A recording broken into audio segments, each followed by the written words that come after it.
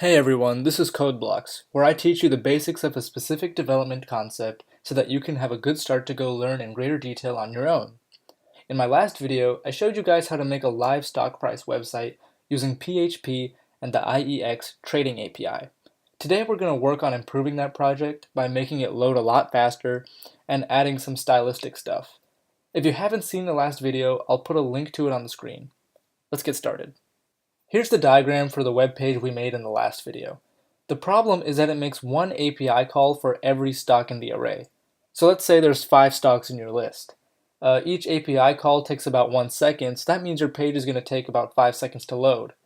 Then this entire 5-second calling process is repeated every 3 seconds. So a lot of lag starts to build up in the system. And this issue would only get worse if you add more stocks to your list. But we can take care of this issue by rewriting the get.php script. Here's a look at the new script we're going to write. We'll start with the same array of stocks, but this time we'll use a for each loop to add every symbol in the array to a single API batch request, which is a feature I discussed in the API basics video. Then we're going to send that batch request, which will return quote data from every stock in our array into one JSON file. The last step is we'll use another for each loop to read the API data using our stocks. Then we'll do the same thing that the last get.php did by getting the company name and price and echoing it in a table row. The reason why this code is better is because it only makes a single API batch call, while the old code made requests for every stock in the list. So now we can add more stocks without really increasing loading time, because no matter how many stocks we have, we're only making one API call. And after I rewrite all of this, we'll also add a simple feature that changes the color of the stock price depending on whether it's higher or lower than it was at the beginning of the day. So my channel is all about basics, and even though these changes may feel complex and unnecessary since the old system wasn't broken, building systems that scale well is a basic concept of development. This whole process of finding problems with your system and making it more efficient is essential. And you'll see for yourself how much faster our new web page is. Let's start coding.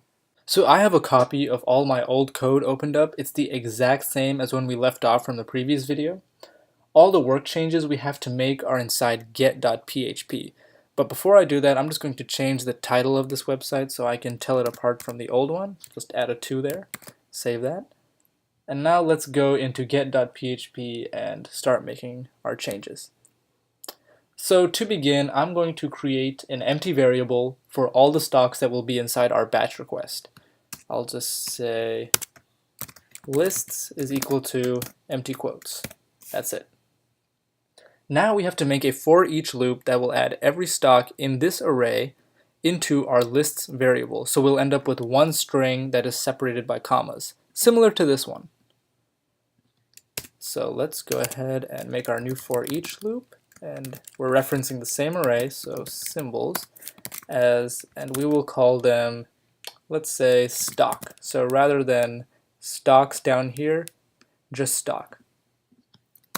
Open our brackets. So now what we're going to do is every time that this loop runs, it's going to add the current stock that the loop is on to this string called lists. So we'll say lists is equal to itself, so lists.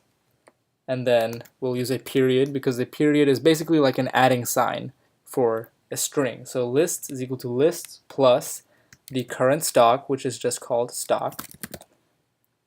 And then the API said that all of the stocks have to be separated with a comma. So we'll throw in a comma there. And that should be good. Now let's go and just see what we generated from that. I'll just say echo lists. Semicolon, save that. Let's open up Chrome.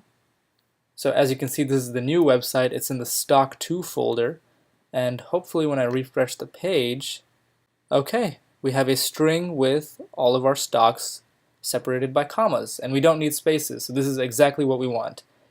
The next step will be to get rid of this comma at the very end because we don't need that since it's the last stock.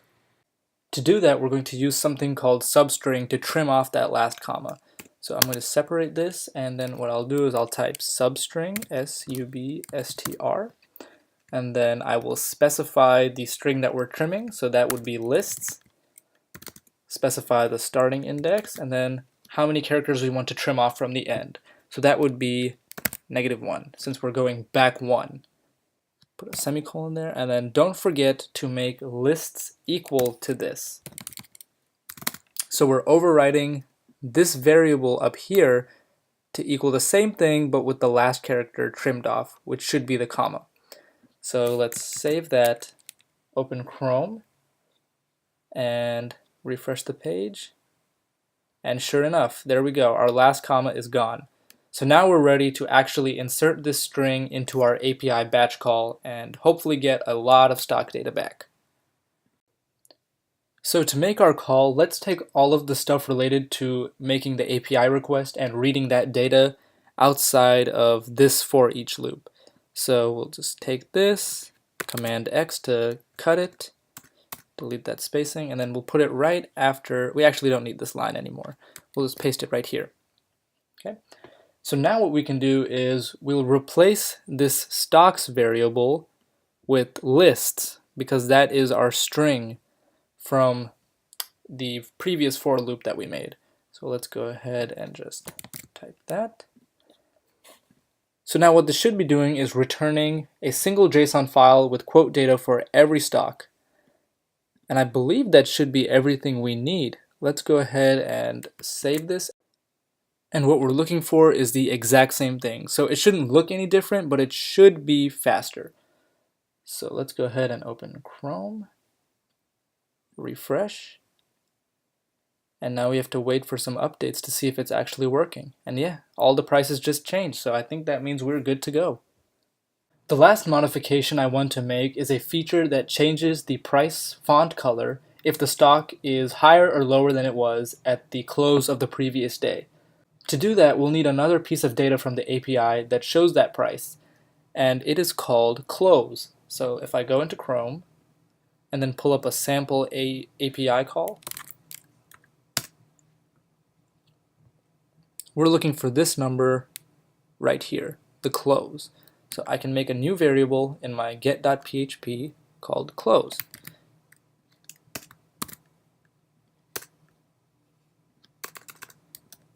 And then I will set this to equal close as well. So now we have to check if the price is greater than close. So if price is greater than close, if the price is higher than the close, we want it to be green. So let's make it a span, and we'll do that by making a new variable. So let's say price status equals, and then we'll make some quotes, and we're going to open an HTML span with a green font color. So color is green, close that tag, and then we'll put our variable. And remember, to do that, we will copy and paste something like this, type in the price variable, and then all we'll do is just close our span tag and semicolon. So that looks good. And if the price is not higher than close, so for everything else, we'll make it red.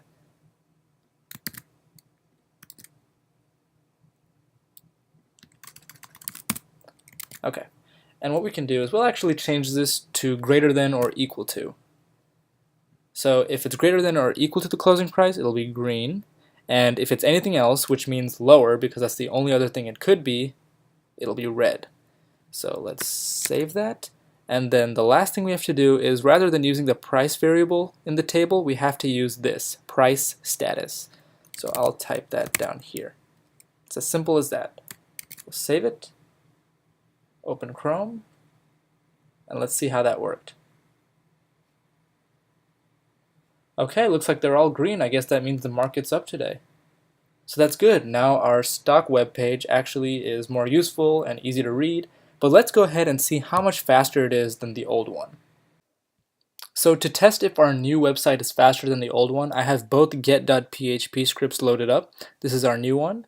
and this is the old one. And I'm going to replace this symbols array with some random 10 stocks that I picked. So I'm going to paste that in for here, save it, and then I'm going to paste it in to the old one as well and save it. So now let's go into Chrome and load up both pages and see how long it takes. So right away this one updates and you can see which ones are down and which ones are up, which is really helpful. Now let's copy this URL, paste it again, and then we'll go to the original stock folder. And right away you can see it's taking a long time to load. So now what I'm going to do is I'm going to do a hard refresh, and that will clear the cache and actually load all the data from scratch. And I will time it by watching this video again, and I'll show you the results at the end. So Command-Shift-R is for hard refresh. So that was already done. And then Command-Shift-R. And you can tell when it's done when the wheel at the top stops spinning. Okay, I think that is all the data we need. Let's go ahead and take a look at that. So I went through the recording and watched the loading times, and here's the data. Our new page loaded in 0.9 seconds, while the old one loaded in 2.8. That's a 102% difference. And even though it visually doesn't seem like much, keep in mind that the difference will be much bigger when you have more than 10 stocks in your array. So I hope you enjoyed this video on improving our project and making it more scalable.